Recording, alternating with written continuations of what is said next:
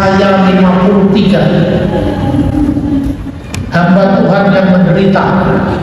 Orang Yahudi menafsirkan hamba Tuhan yang menderita itu seluruh bangsa Israel, bukan merujuk satu orang. Tetapi kalau kita membaca kitab secara cermat,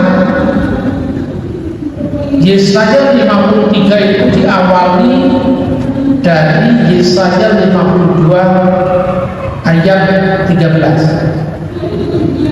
Lihatlah hambaku yang kupilih. Di situ digunakan kata tunggal, hambaku. Hineh yaskil abdi yaru. Hineh sesungguhnya yaskil akan kubangkitkan hambaku abdi, bukan hamba-hambaku. Maka teks itu oleh orang Kristen dipahami sebagai Yesus, seorang diri.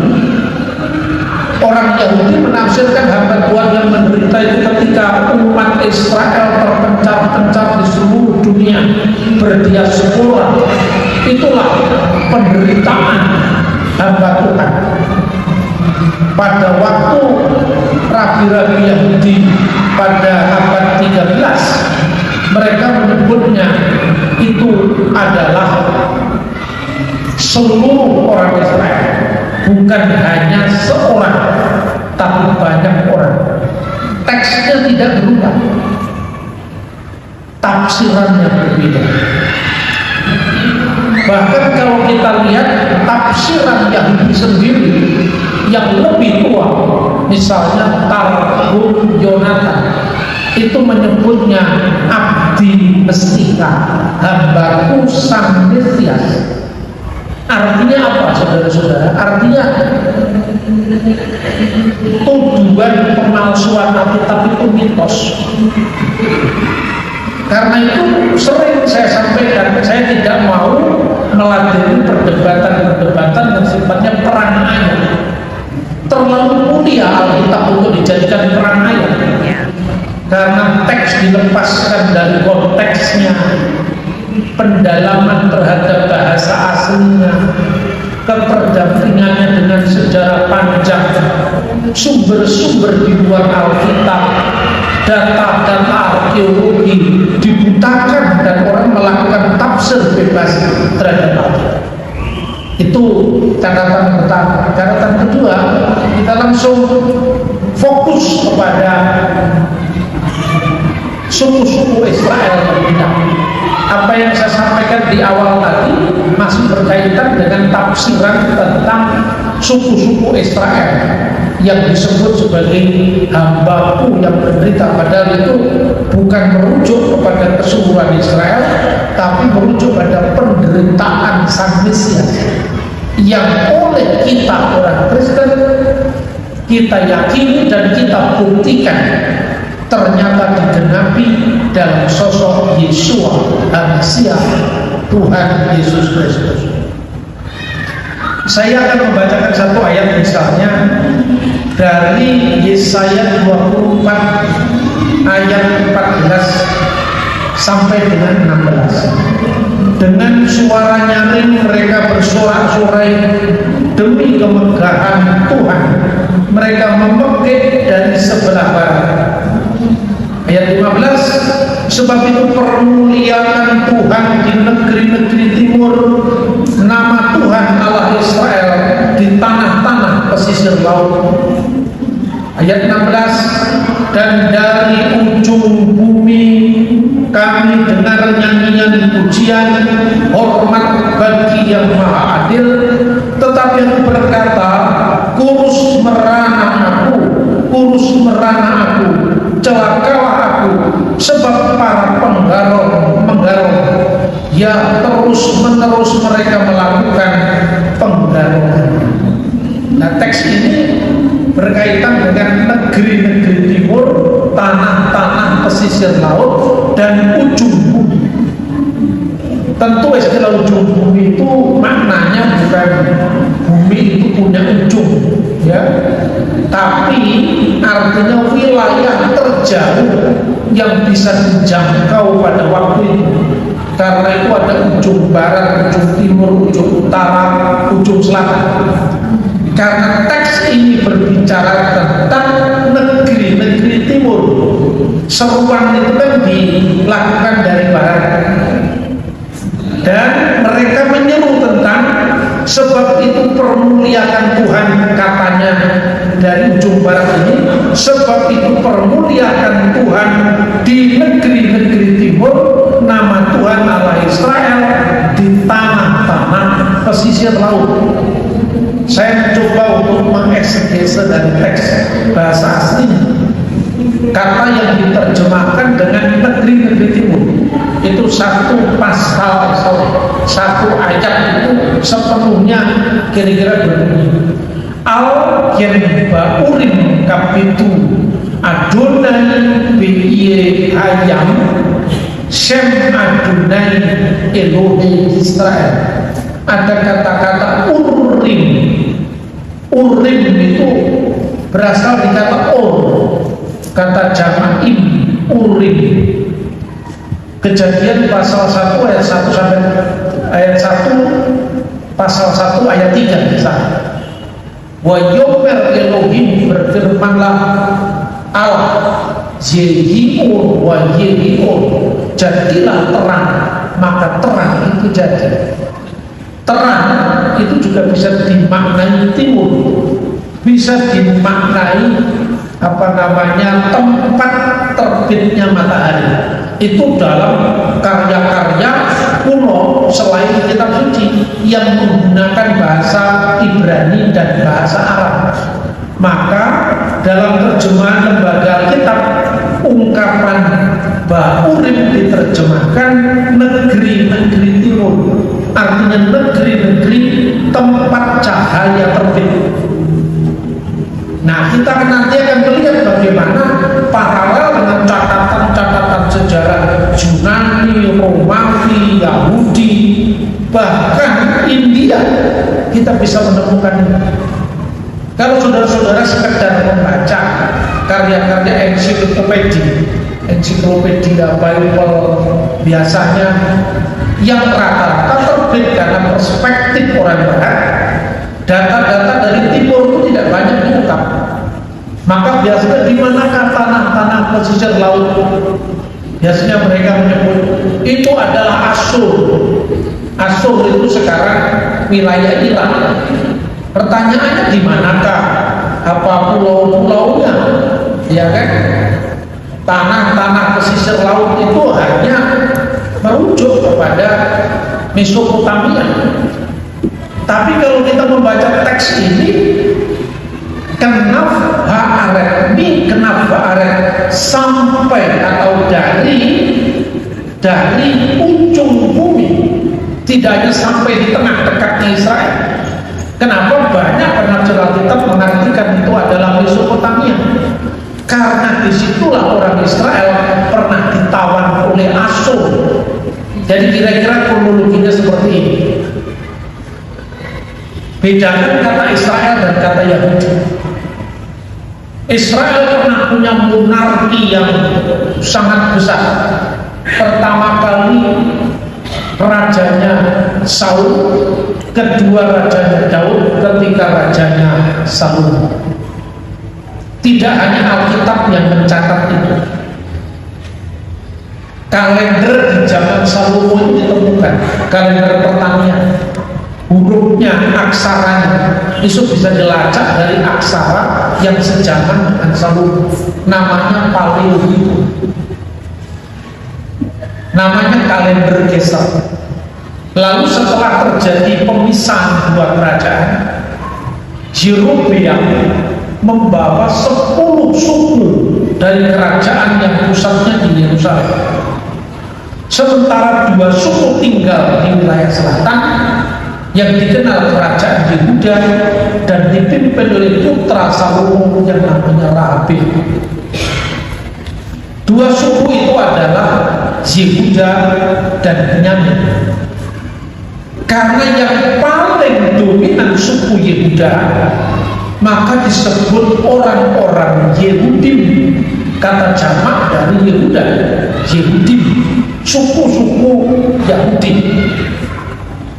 Kemudian yang di utara, karena dia membawa lebih banyak suku Israel, mereka tetap bernama Kerajaan Israel, yang nantinya ibu kotanya dipindahkan ke tempat yang namanya Samaria. Orang-orang Samaria itu sekarang masih ada, jumlahnya kira-kira sekitar 600 orang. Mereka tinggal salah satunya yang terbesar di wilayah Nablus, yaitu provinsi otoritas Palestina. Nablus itu Arabisasi dari kata Yunani Neapolis. Nah, saudara-saudara yang terkasih, pada tahun 722 atau 723 sebelum Masehi, kerajaan di utara ini jatuh ke tangan Asyur. Lalu pemerintah Asyur sebagai penjajah, untuk mencegah munculnya nasionalisme Israel, maka mereka dilakukan politik asimilasi. Mereka dicampurkan dengan 5 suku bangsa. Mereka dicampurkan dengan 5 suku bangsa, berbaur satu sama lain lewat perkawinan dengan orang Babel, Hamat, Eva, Seferwai. Jadi Babel, Hamat, Kuta, Ava, Seferwai.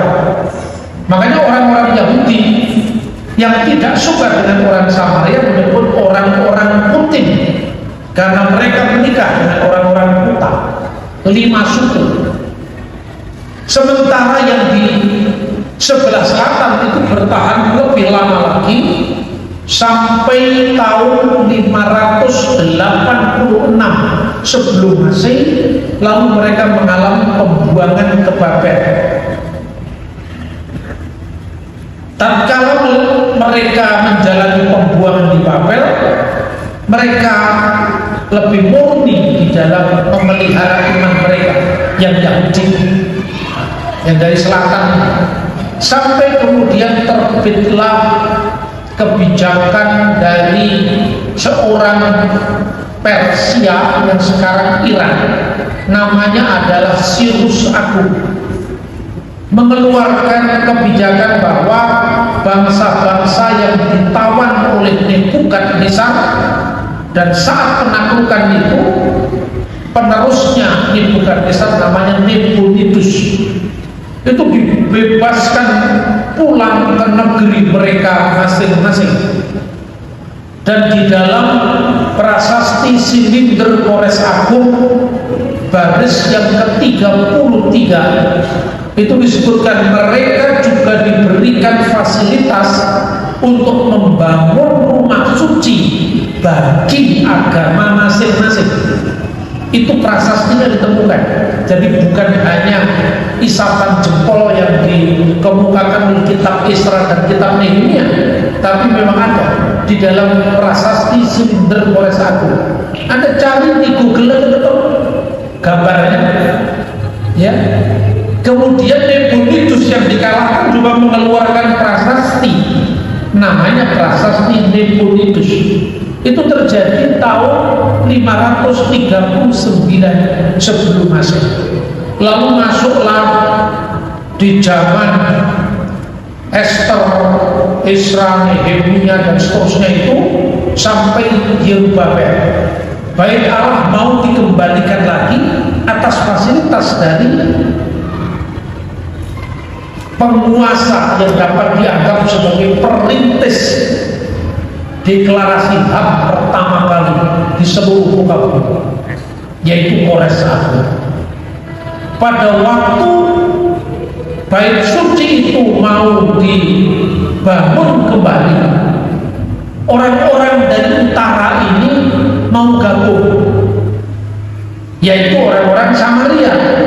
Hasil perkawinan campur antara suku-suku Israel dengan suku bangsa Babel, Hamat, Kuta, Awan,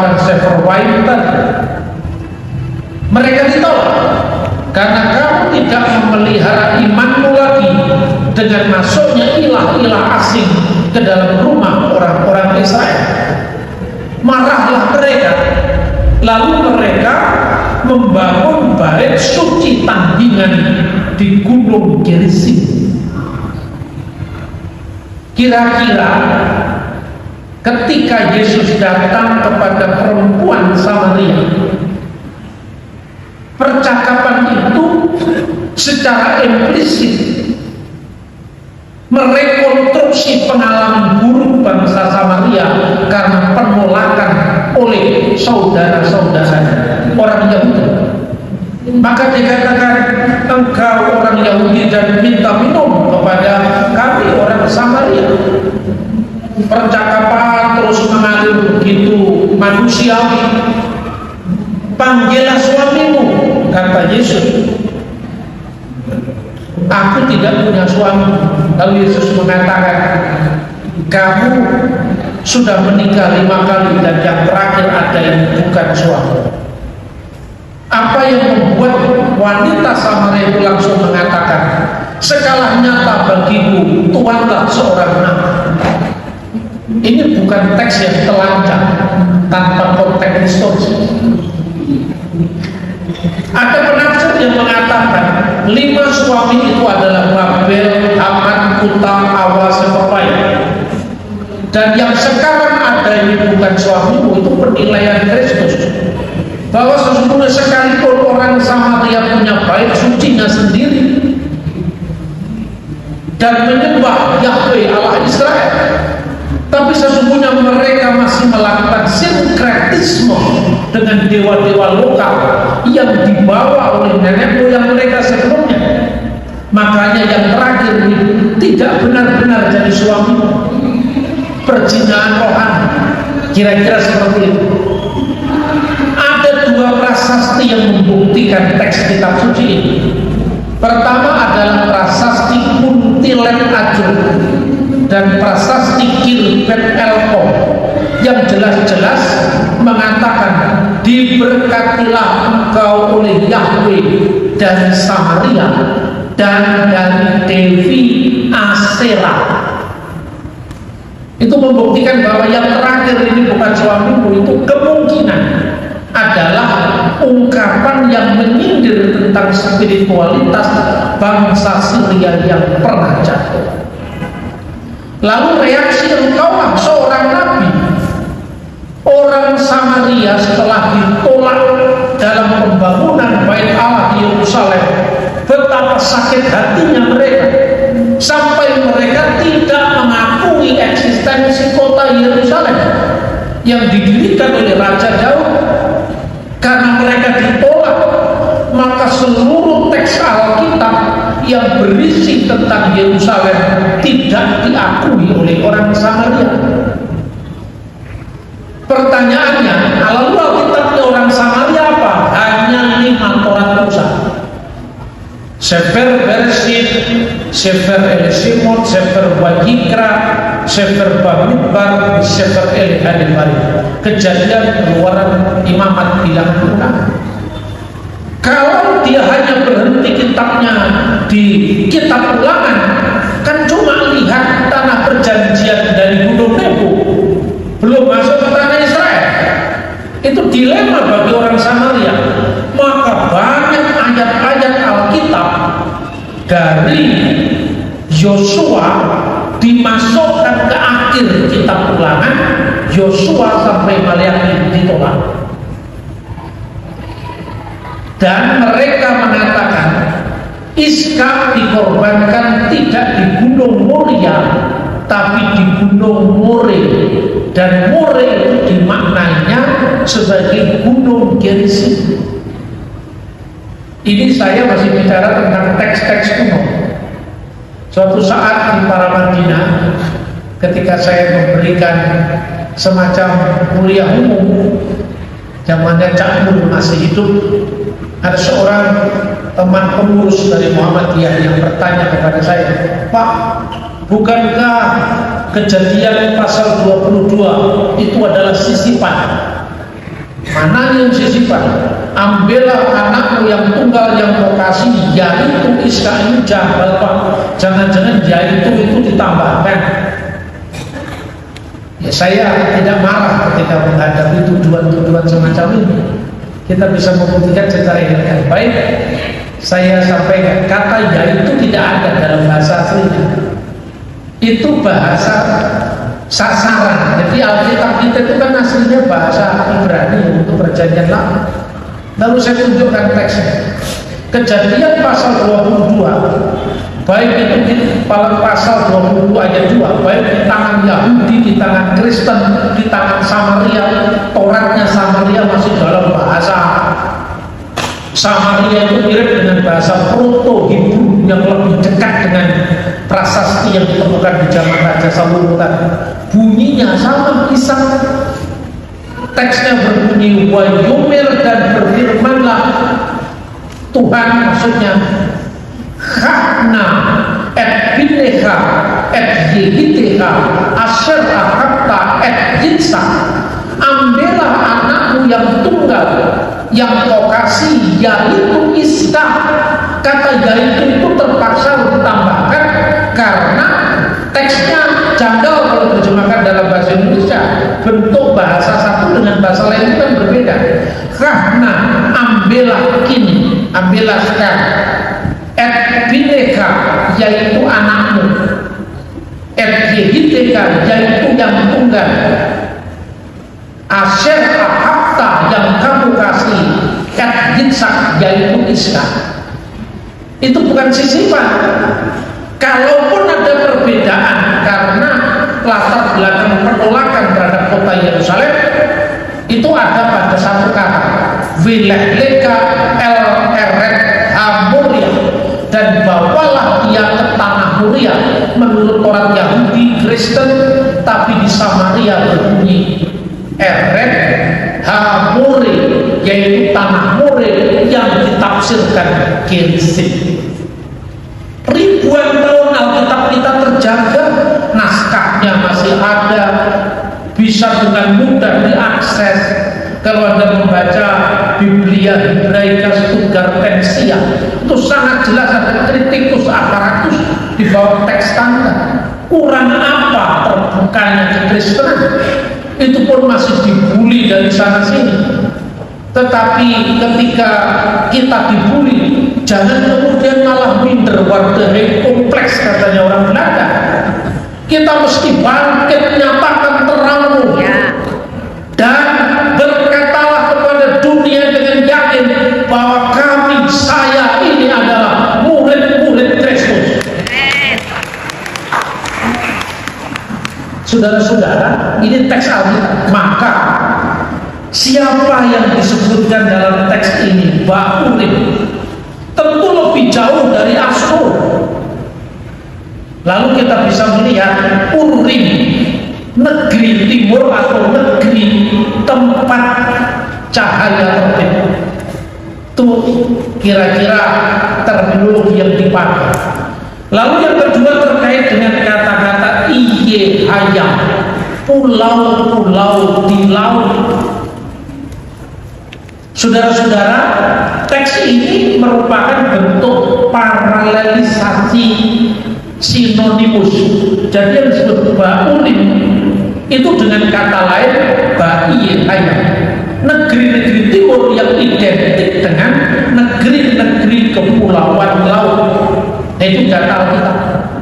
Makanya ketika Yesaya pasal 60 menubuatkan tentang kemuliaan Sion yang akan datang, ingat teks ini adalah teks yang sifatnya profetik, nubuat masa depan, profesi, ya, profesi, nubuat yang akan datang, supaya menyatakan terangmu. Itu dikatakan anak-anakmu membawa emas dan perak dari negeri-negeri yang jauh. Jadi negeri-negeri yang jauh itu tentu lebih jauh ketimbang Asur. Lalu saya mencoba membuka di manakah Ofir. Kan emas itu kan diambil dari Ofir. Ofir itu di mana? Kalau saudara membaca The Bible Dictionary, Itu bunyinya cuma mengatakan Ophir itu kemungkinan Opara di India. Dan ketika Anda menjadi mahasiswa teologi cukup puas dengan ensiklopedia, ya tidak bisa Anda menjadi seorang peneliti yang lebih hebat lagi. Dari mana dikatakan bahwa itu adalah India? Saya coba lacak India, sumbernya dari ensiklopedia itu apa? Nah, lalu bagaimana peta dunia saat itu tentang India? Sejarawan atau ahli-ahli sejarah itu biasanya terjangkiti penyakit yang namanya anakronisme. Ana itu melawan, kronos itu kronologi sejarah. Jadi membayangkan ribuan tahun yang lalu dengan situasi kita sekarang. Misalnya Alkitab itu saling bertentangan satu sama lain. Kalau Alkitab diilhamkan oleh Roh Kudus, bagaimana itu saling bertentangan? Sabar, tidak usah terlalu ngegas.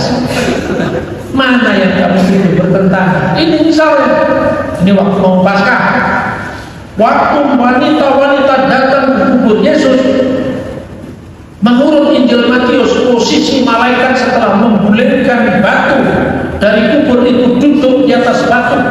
Menurut Injil yang lain ada di sebelah kanan. Jadi mana yang benar? Ini kan bertentangan. Biasanya teolog-teolog barat yang hanya menekankan normatifnya mengatakan teologi Yohanes berbeda dengan teologi Markus. Teologi Lukas punya penekanan sendiri. Iya, tapi historisnya seperti apa? Itu dulu bertahun-tahun mengganggu saya. Lalu saya coba untuk melihat secara arkeologi. Maka saya jawab, kamu mesti tahu bentuk kuburan di zaman Yesus. Itu jawabannya arkeologi, tidak hanya teks. Karena teks without konteks is pretext. Teks tanpa konteks itu tidak bisa, bohong. Tapi kalau konteksnya pun kita pahami dalam sejarah modern, kita keliru lagi. Makanya jangan Anda merasa jadi penafsir. Sudah cukup hanya karena Anda memahami bahasa Ibrani. Bahasa itu muncul dalam konteks ruang waktu, di mana bahasa Ibrani di zaman Musa beda dengan bahasa Ibrani di zaman Daniel. Harus kita lihat itu. Maka saya katakan, di sini tidak pernah dikatakan malaikat menggali kubur. Coba kamu renungkan dulu. Kenapa dikatakan malaikat menggulingkan batu, bukan malaikat menggali kubur? Itu menunjukkan bentuk kuburannya berbeda. Maka ketika batu besar yang biasanya bukan itu digulingkan oleh malaikat, mayat itu yang ditaruh di cemukan buah, lalu ditutup dengan batu Gilgal yang bundar. Ketika batu Gilgal itu digulingkan ke sebelah kanan, duduk di atas batu dan sebelah kanan itu sama. Di mana bedanya? Kamu tidak paham konteksnya. Nah, ini baru bicara 1-2 ayat aja kita sudah sakit ingatan.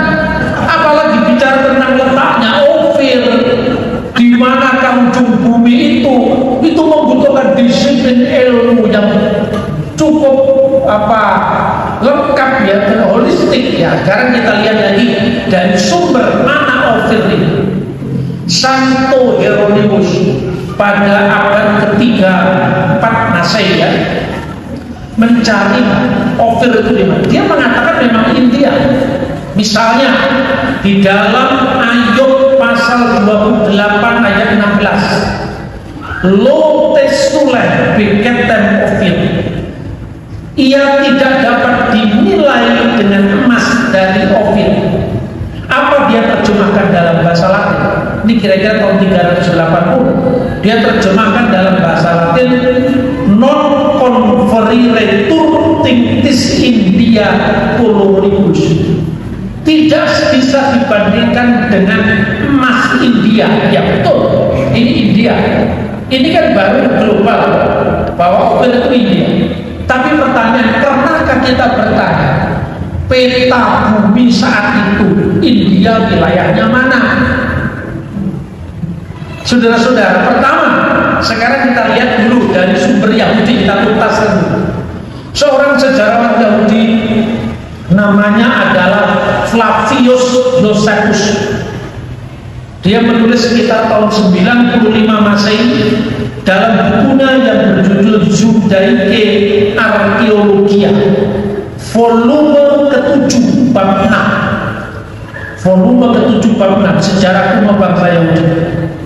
Kira-kira saya lupa itu nomornya 1, 2, 3, 4 lah kira-kira 4 ke atas. Dia mengatakan begini,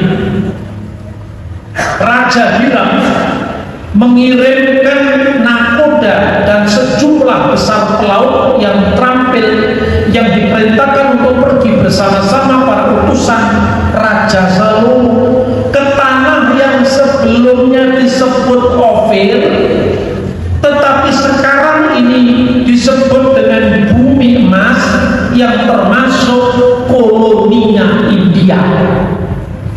Jadi ada tempat yang namanya Ofir. Berarti Ofir itu bukan hanya di India, India sampai terus ujung timurnya lagi, maka dia sebut koloninya India, yaitu Meuperion Nindi Kristin Kin Kolomenen Tis India KST. Jadi negeri emas Kristin Kin yang juga disebut koloni atau wilayahnya India. Clear? Bukan India besar, tapi India yang lebih jauh. Dan sebutan ini nanti bertahan sampai VOC datang sehingga menyebutnya Hindia Belanda atau India Timur. Nah sekarang kita tanya sumber langsung ke orang India. Ini kan orang Yahudi kan? Sekarang kita tanya orang India. Sebelum kita tanya ke orang India, kita lihat dulu catatan-catatan sejarah di luar Israel yang lain. Bapak ilmu sejarah itu dikenal, namanya adalah Herodotus, yang menulis tahun 430 sebelum Masehi. Herodotus mengatakan, mau menjawab pertanyaan dari mana India bisa menyiapkan sejumlah besar emas untuk memenuhi pasar Eropa, padahal India tidak punya persediaan sebesar itu. Lalu Herodotus dalam bukunya Sejarah, dia mengatakan di wilayah timur India besar itu, maksudnya benua India, ada suatu wilayah yang sepanjang sampai ke timur itu berpantai-pantai. Tempat itu dikenal sebagai Kristin Kin, negeri emas. Dari sanalah emas berasal, dibawa oleh pelaut-pelaut ke pasar India, dari India ke pasar Eropa. Ini tahun 430 sebelum Masehi, berarti sekitar 250 tahun setelah Nabi Yesaya. Nah, baru sekarang kita melihat dari sumber India sendiri secara berurutan. Kita mengenal Upanishad, kita mengenal Purana-Purana Hindu. Para founding fathers kita itu lebih cerdas daripada para pemimpin bangsa kita sekarang. Kenapa mereka lebih cerdas? Karena mereka terbuka. Coba lihat bacaannya Bung Karno. Bung Karno itu bacaannya bukan hanya Al-Quran, tapi Alkitab dia hafal di luar kepala. Ketika mendapatkan gelar Dr. Honoris Causa di bidang ilmu tauhid di Universitas Muhammadiyah, dia membaca Bhagavad Gita, membaca Injil, Yamin membaca Upanishad Brihadaranyaka, membaca Purana-Purana Hindu. Sekalipun Pak Yamin seorang Muslim, Bung Karno, Bung Hatta seorang Muslim, karena waktu itu belum ada fatwa mengucapkan selamat Natal hukumnya haram, hatinya masih terbuka. Sekarang hatinya tertutup, otaknya tidak terlalu jalan. Makanya bangsa ini terancam pecah kalau kita meninggalkan kearifan dari para founding fathers kita. Jadi di sela-sela ceramah kita mesti ada pesan kebangsaannya. Lalu menurut sumber India, saudara-saudara, kita bisa membaca pertama kali Srimad Walmiki Ramayana. Kita cuma mengenal Ramayana di Candi Prambanan itu baru abad ke-8. Ini abad pertama Masehi. Konon dikisahkan, ini berkaitan dengan ujung timur, ketika Sri Rama, istrinya yang namanya Sita, diculik oleh Rahwana, maka ada pasukan para wanara, manusia pohon, itu artinya. Maksudnya ini perspektif suku Arya terhadap orang-orang Dravida, India Kling, yang mereka itu kebanyakan suku-suku itu tinggal di hutan-hutan. Disuruh mencari istri Rama yang diculik Rahwana.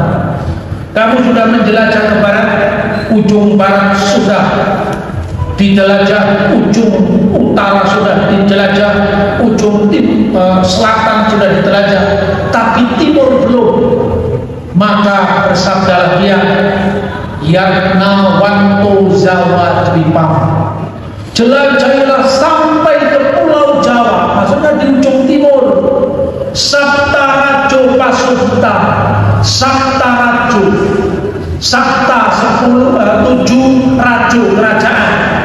Maka kalau kita ada dengan Bapak Raja itu ada hubungannya dengan India juga, bukan hanya Yahudi. Itu bahasa India, Sanskrit. Sabta Rajo Pasupitam sebagai hiasan. Lalu dikatakan negeri emas, negeri perak, Rupiaka Dwipam. Jadi Sabta Rajo Pasupitam, Swarna Rupakya Dwipam.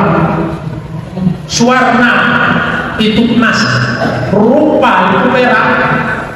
Karena zaman dulu mata uang kita itu dari kepingan perak, maka di India disebut rupiah, di Indonesia disebut rupiah. Jadi kalau mengenal kata rupiah, jangan hanya ingat lagunya Bang Haji Roma Irama, semua orang mencarinya, ada yang bernama rupiah. Ya toh? Kita hanya kenal Roma Irama, kita tidak kenal sejarah dunia. Nah itu saudara-saudara, maka Sabta Rajo Pasupitam, 7 wilayah kerajaan sebagai hiasan. Mana saja 7 wilayah itu? 1. Jawa Dwipa, Pulau Jawa. 2. Swarna Dwipa, Pulau Emas, Pulau Sumatera. Karena waktu penambangan emas itu terjadi di wilayah sekitar Bukit Tinggi pada zaman dulu. Papua belum ditambah waktu itu. Kemudian yang ketiga, Berhina Dwipa, Borneo, Kalimantan. Yang berikutnya Sulawesi yang disebut Sangka Dwipa, ini dalam bahasa Sanskerta. Lalu Bali Dwipa, Pulau Bali. Lalu Sanga Dwipa, Nusa Tenggara. Lalu selepas daripada Sulawesi ke arah timur, itu disebut lagi dengan kata-kata dalam Ramayana India, Jawa Dwipa Mati Gramnya Sisro Nama Parwata. Di sebelah paling jauh dari Pulau Jawa itu, seluruh wilayah itu ada gugusan pulau-pulau, dan paling ujung ada pulau yang punya gunung tertinggi yang puncaknya bersalju, kira-kira disebut seperti itu. Di manakah gunung itu? Gunung Jaya-Wijaya. Nah, antara Sangka Dwipa dengan ujung terjauh yang disebut Sisiro Nama Parwata yang memiliki gunung tertinggi namanya Sisira. Sisira itu kemungkinan Jaya-Wijaya. Itu ada tempat-tempat gugusan pulau-pulau. Tempat itu ketika seorang ahli hukum Romawi namanya Hugo Grotius menulis bukunya yang berjudul Hukum Perang, yaitu dia mengatakan Puta Jawa, Tapo Berani, Partis Maxima Maloporum. Jadi dia ingatkan, hai Portugis, hai Malaka, kamu tidak sembarangan saja cari rempah-rempah di tempat itu, karena menurut hukum internasional tempat-tempat yang disebut Puta Jawa, Pulau Jawa, Tapo Brani Sumatera, kemudian Partis Maxima Maloporum, yaitu gugusan-gugusan pulau di sekitar Maluku, itu sudah memiliki hukum adat sendiri, raja-raja sendiri yang berdaulat. Jadi kamu tidak sedang mengunjungi wilayah yang tanpa tuan, kira-kira seperti itu. Nah, itulah sebutan untuk Maluku. Namun sebelum itu abad ke-4 Masehi ada karya India lagi, namanya adalah Ragu Vamsa, ditulis oleh seorang penyair India yang sangat terkenal, namanya Kalidasa. Kenapa saya katakan penyair ini sangat terkenal? Karena abad 12 buku ini diterjemahkan dalam bahasa Jawa kuno yang sekarang sudah dilupakan sama orang Jawa, tapi selalu dilestarikan di Pulau Bali oleh orang Bali. Maka Bali itu adalah prasasti Nusantara yang hidup-hidup, masih ada di zaman sekarang, abad 21. Makanya jangan dirusak Bali. Bali tetap dipertahankan dengan kekasannya, begitu di timur-timurnya. Itu dikatakan begini, Ragu Vamsa. Ragu itu artinya nama dinasti, dan Vamsa itu artinya dinasti yang nantinya diserap menjadi bahasa kita, Wangsa dan Bangsa. Wangsa Srihindra, Wangsa Wangsa Sanjaya, lalu juga menjadi kata bangsa, seperti perubahan dari kata-kata vihara jadi biara, vicaksana menjadi bijaksana, dewata menjadi debata, sampai sekarang dipakai di Alkitab bahasa Batak, debata mula jadi naboron. Itu dari bahasa Sanskerta. Lalu dikatakan dalam syairnya, syairnya sangat romantis sekali, diterjemahkan Anina Sardam Viharam Pura Sestirisu Marmarisu Taliwana Dwipantara Nita Lawana Puspaira Pakerta Swidalewa Manuti. Bersamanya tanganmu akan direngkuhnya, menyusuri negeri yang berpantai-pantai, di antara tiupan angin dan pohon-pohon nyur yang menebarkan wangi bunga cengkeh di tanah di pantai. Di mana kira-kira penghasil cengkeh di tanah Nusantara? Itu disebutkan menebarkan wangi bunga cengkeh di tanah Nusantara. Marmarisu Dwipantara Nita Lawana Puspaira, puspa itu bunga, Nita Lawana bunga cengkeh di tanah Nusantara. Itu telah menyebut tentang asal muasal negeri yang menghasilkan rempah-rempah yang memenuhi pasar Eropa lewat Jawa, Sumatera, India, dan kemudian dibawa ke Arab. Dari situlah baru kita mengenal sumber-sumber Eropa tadi. Jadi jangan dipotong langsung ke sumber Eropa, tidak ketemu apa-apa. Dwipantara artinya dwipa itu pulau, bahasa Sanskerta. Antara itu seberang. Dulu karena orang memandang negeri kita ini koloni India, semua dilihat dari benua besar yang disebut dengan Jambu Dwipa, benua blueberry itu India, kan bentuknya hampir bulat seperti blueberry. Lalu ada pulau-pulau di seberang seberang India, seberang timur India, itu yang disebut Dwipantara. Dwipantara inilah yang diterjemahkan dalam bahasa kita lokal di sini, Nusantara. Dan kata Nusa itu bahasa kita lokal, bahasa Austronesia. Makanya ada Nusa Ina, Nusa Penida, Nusa Laut. Itu bahasa kita. Dari kata Dwipantara menjadi Nusantara.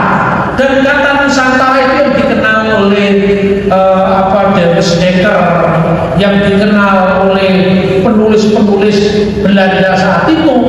Dengan ditemukannya kitab Kakawin Negara Kertagama tahun 1894, baru orang menyadari lahirlah apa yang disebut kembalinya Nusantara dengan wilayah besar dari Sabang sampai ke Merauke.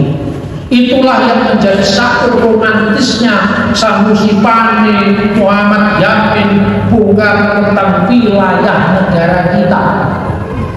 Maka kita saat itu bangsa Ambon, bangsa Papua, bangsa Jawa, bangsa Batak, bangsa Minahasa. Siapa yang ngomong kita bangsa Indonesia? Kita ini bukan bangsa Indonesia, saya bangsa Jawa, Pak Nus bangsa Maluku, bangsa Ambon, bangsa Papua, bangsa Minahasa. Tapi karena komitmen kebangsaan kita, satu tumpah darah sejak tahun 1928, satu bangsa, satu bahasa yaitu Indonesia, maka dari bangsa Ambon menjadi suku bangsa Ambon karena kita sudah menjadi bangsa Indonesia. Dari suku menjadi bangsa, maka kita meleburkan kebangsaan kita masing-masing untuk kita komitmen mengikat persaudaraan bangsa yang lebih besar yang kita kenal bangsa Indonesia. Nah, pertanyaannya, sampai kapan komitmen ini kita terus dipertahankan? Kata Tuhan Yesus, kata Alkitab, langit dan bumi akan lenyap, tapi firman-Ku tinggal tetap. Jadi bangsa ini juga akan lenyap. Tapi kalau mau Indonesia itu sampai di akhir zaman, jawabannya hanya satu. Itu tadi kita baca dalam ayat kita. Ya, dari timur. Nah, coba kita baca lagi supaya saya tidak mengarang Alkitab. Ya, kita baca lagi. Sebab permuliakan Tuhan di negeri-negeri timur, nama Tuhan Allah Israel di tanah-tanah pesisir laut. Dari ujung bumi kami dengar nyanyian pujian. Ini yang bicara dari arah barat. Hormat bagi yang maha adil. Sifat Tuhan yang ditekankan untuk negeri timur itu adalah maha adil. Tetapi faktanya apa?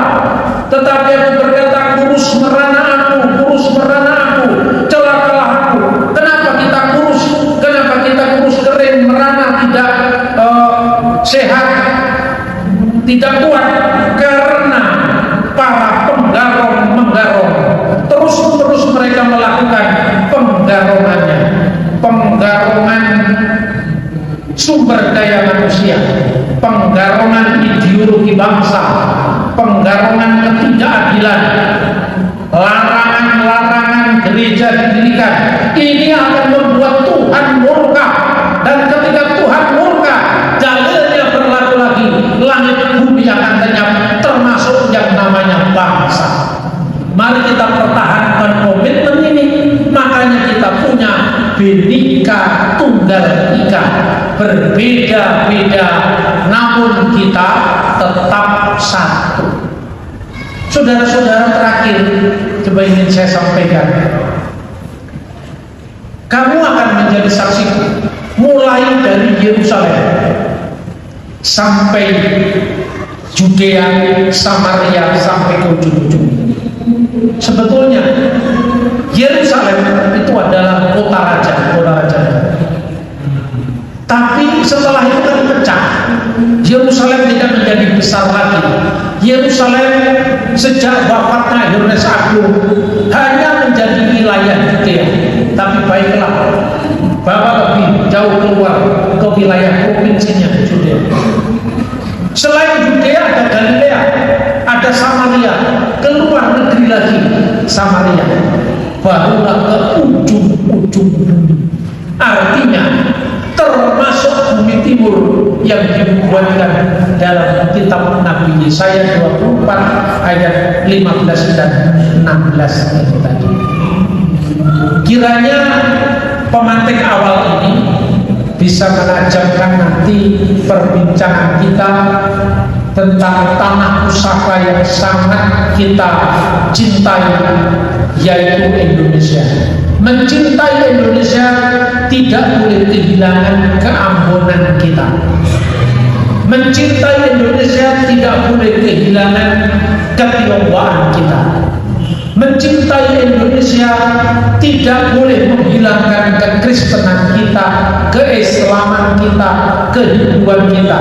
Kita menjadi Indonesia justru karena Bhinneka Tunggal Ika.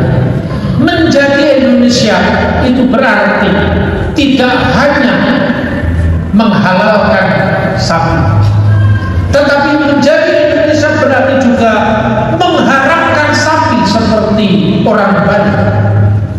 Sebaliknya menjadi Indonesia bukan hanya bagi mereka yang mengharamkan babi, tetapi menjadi Indonesia berarti merayakan agama-agama suku, agama-agama lain yang pestanya tidak pernah tidak ada babi. Inilah Bhinneka Tunggal Ika. Karena itu jangan minder dengan ucapan wisata halal. Ini bukan Indonesia. Wisata halal itu mengimpor ideologi asing ke Indonesia. Mari kita pertahankan Bhinneka Tunggal Ika agar komitmen keindonesiaan kita terus sampai Kristus datang kembali menjemput kita semua.